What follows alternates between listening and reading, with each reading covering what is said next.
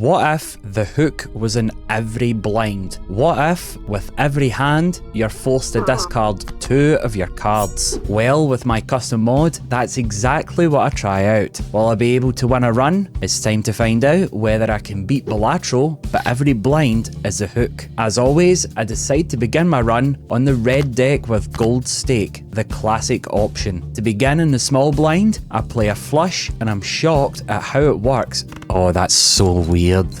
And manage to beat the round with ease. In the shop, I instantly pick up a Cartomancer to spawn a Devil Tarot in the next blind, and then immediately sell it, essentially making it free. I'm happy at being given this tarot, but then the thought hits me. Gold cards as well as other card effects such as steel and blue seals will be difficult to exploit since there's a high likelihood that these cards will be discarded the moment I play a hand. After beating the blind and entering the shop, I purchased a Riff Raff to spawn some early free jokers, which I get given Hallucination and Swashbuckler from, allowing me to farm for tarots and get easy mult. The round after, I obtained Raised Fist and Egg. Egg is especially good since it increases my total joker sell value for Temperance and Swashbuckler. Since I'm full on cards, I rotate the Riff Raff out for Card Sharp for an effective and consistent times multiplier. Also roll the 1 in 40,000 chance for Wheel of Fortune and manage to get foil on the Swashbuckler. After getting the needle on round 6, I'm able to clear it with a full house. In the shop, I buy the Spectral pack and put Holographic onto a Jack. A few rounds later, I buy the Gross Michelle My Belle along with a few planets and head on to round 9. After playing 2 pairs in the boss blind, since it's much easier to activate Card Sharp, I buy the Jumbo Spectral pack in the shop and see an Ectoplasm. I sell Michelle to narrow down the negative since I don't want it going in a perishable joker. Hopefully it goes onto the egg, but unfortunately it goes onto the Raised Fist. It wasn't my first choice, but at least I can pick up another joker now. At the start of Ante 4, I played 2 pairs like before and managed to keep a gold queen for extra money. In the shop, I hope to get a Temperance from one of the tarot packs. You know what? A Temperance would come in handy right about now. A Temperance would be lovely. Lovely jubbly. Okay. Unfortunately, the game didn't hear me the first time, but it will hear me the second time. It didn't. Maybe the third time? Third time's a charm? Okay. Okay. Alright. This game really loves to pull my leg, doesn't it? A few rounds go by where I make some more steel cards and try to improve my Raised Fist's effectiveness. After clearing round 13, I'll open up the Spectral pack and spot a Wraith. Since I have no money, I decide to just use it and get given the Duo, a great card which will give me a consistent way to get ×2 multipliers for playing pairs. Clearing round 14 with $6, I buy the Arcana pack to see what enhancements I can get. In the pack, I decide to go for the Judgment card to fill up my joker slots. I'm bestowed the Bull, meaning that I'll get a grand total of an extra +0 chips for each hand at this moment. Defeating some more blinds with the old reliable pairs, I'll open up an Arcana pack and get the holy grail that I'd been looking for since I first got the egg. Okay, we do need something. Temperance maybe now. Oh, brilliant! Saves us in the nick of time. In the Buffoon pack, I spot a Ramen, but I decide not to pick it up since I've got a good amount of chips from the Bull now that I've finally found a Temperance. Skipping ahead a bit, I activate another Temperance for an extra $50 and begin to slowly build up my pair level for more base points. And with a few pairs, oh!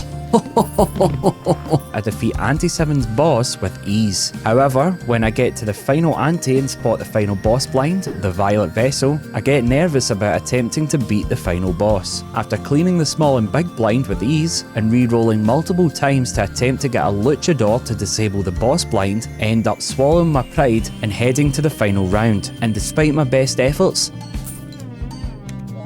that was a bloody good effort. I end up losing right at the end and only managing to get half of my required points. Regardless of what happened on that run, since I was so tantalisingly close to the end, I decided to give it another go and play to my strengths. Just like before, I go for red deck on gold stake, and this time I lock in to get the win. After clearing the first small blind with ease, I open the Buffoon pack and get a sense of deja vu when I find a Raised Fist inside. Using my new joker to win the big blind, I get double trouble in the form of Bloodstone and the Lusty Joker, providing me with great scoring opportunities with hearts. And after defeating the boss blind, I find the Joker to complete the trifecta of my plan, hanging Chad for extra re-triggers. As the rounds go by, I find Sun cards to convert more cards to hearts, Magicians to get extra molten money, and Flush cards to increase my base points. As well as this, I get a blue sealed 4 of spades and a red sealed Jack of diamonds that I plan to turn into hearts at the first given opportunity. On round 6, I buy a perishable photograph to use as a stepping stone in case I get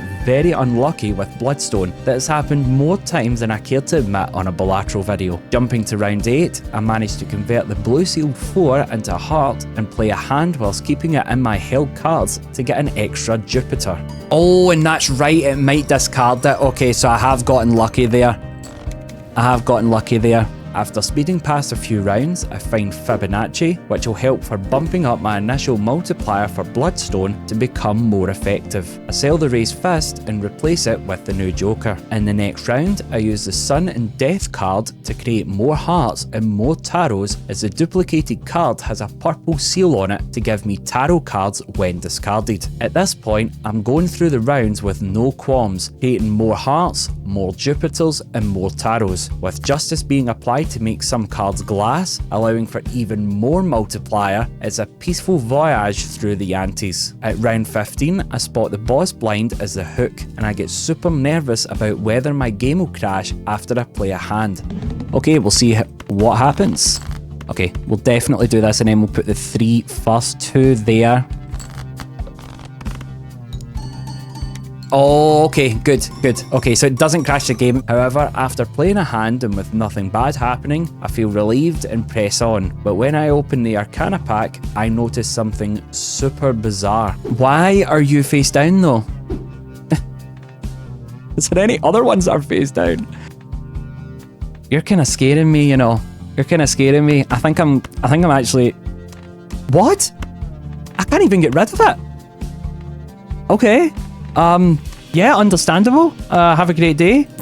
I'm still perplexed as to why this happened in the first place, but I decide to just roll with it and hope that the card will be the right side up the next time that I open a pack. I also end up filling my Joker slots with the Space Joker, giving me a chance to upgrade my flushies further. Spotting that the boss blind is the pillar, which debuffs cards you've previously played in the current ante, I want to skip, but there's a boss reroll tag which could mean that I reroll into hearts being debuffed, essentially ending the run. So, to not risk it, I decide to play the small blind and then skip the big blind to debuff less cards. In the next blind, when I try to play my flush...